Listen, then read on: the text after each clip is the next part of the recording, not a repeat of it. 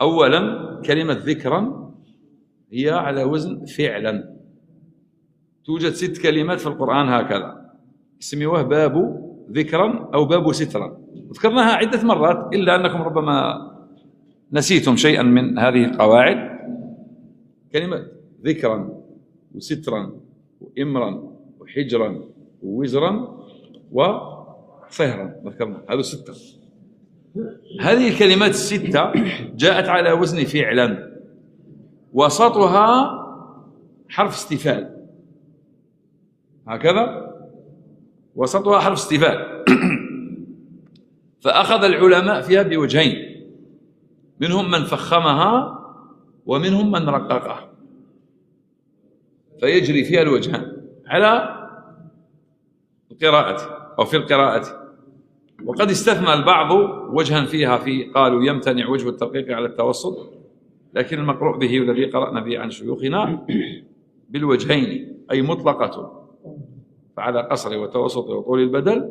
البعض يطلق فتصبح فيها 6 أوجه، والبعض يقيد يقول لك فيها 5 أوجه، لكن كله مقروء به، بخلاف كلمتان تشبههما. شكون اللي يقولهم؟ لو حافظ القرآن يعرفهم. كاين 2 كلمات في القرآن تشبه لهم لكن ماشي نفس القاعدة. شكون اللي يقولهم؟ معليش نعاونكم معنا، نعطيكم كلمة وتقولوا لي كلمة قبل ما تخلص الحصة.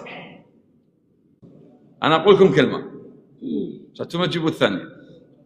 كلمة وقرا،